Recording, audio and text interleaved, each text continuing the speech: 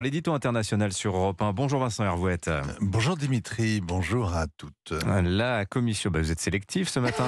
La Commission européenne va publier aujourd'hui, Vincent, son rapport sur les progrès accomplis par Kiev et les autres pays qui sont candidats à l'adhésion. Alors elle recommande, la Commission, aux 27, de donner leur feu vert le mois prochain à l'ouverture des négociations d'adhésion de l'Ukraine, avec l'Ukraine. Alors la bonne nouvelle, c'est qu'il n'y a pas besoin de lire le rapport puisqu'on connaît l'essentiel. Welcome l'Ukraine. Ursula von der Leyen l'a dévoilé lors de sa visite surprise à Kiev le week-end dernier. C'est la 6e fois qu'elle fait l'interminable voyage en train, et on comprend sa passion. L'invasion russe l'a couronnée impératrice d'Europe.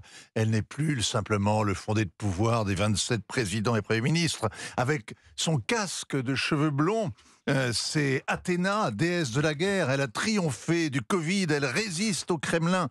Et depuis, elle marche sur les pieds du président du Conseil ou du haut représentant pour la politique étrangère. Évidemment, il s'étrangle quand elle se rend à Tunis et promet à l'étrange président tunisien 1 milliard d'euros pour gérer les migrants. Les Arméniens ne lui pardonneront jamais d'être allé aussi baiser les pieds du président d'Azerbaïdjan pour lui acheter du gaz russe de contrebande juste avant qu'il envahisse le Haut-Karabakh. Et de même, il y a un mois, les 27 capitales ont été sidérées de la découvrir à Tel Aviv, témoignant son soutien total à Israël sans en avoir référé à quiconque et sans un mot pour les Palestiniens de Gaza, sujet hautement sensible en Europe puisqu'il a fallu 7 heures de palabres au Conseil réuni en urgence pour savoir s'il devait appeler à une trêve humanitaire à Gaza, à une pause humanitaire ou un corridor humanitaire. 7 heures de débat.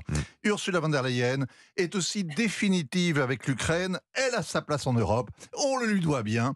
C'est l'Union européenne. L'autre consolation à l'OTAN. Alors parmi les 10 pays candidats, l'Ukraine est évidemment le plus récent, c'est aussi le plus peuplé. Oui, 44 millions d'habitants qui seront les plus pauvres d'Europe.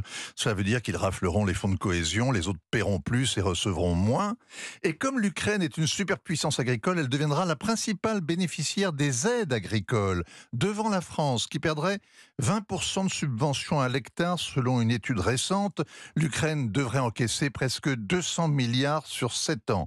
L'impact sera aussi politique. Une Europe à 30 sera encore plus ingouvernable. Il faudra réformer les règles de fonctionnement, le nombre de commissaires, de députés, le budget, et puis surtout l'abandon sans doute du droit de veto, et faire ensuite ratifier ces nouveaux abandons de souveraineté dans chacun des 27 pays membres. On évitera le référendum, et donc on aggravera la défiance. Paris était debout, Vincent, sur les freins pour cet élargissement. La guerre a tout changé. Catherine Colonna à Kiev a estimé qu'elle se trouvait à l'intérieur des futures frontières de l'Union. Ça soulève 2 questions.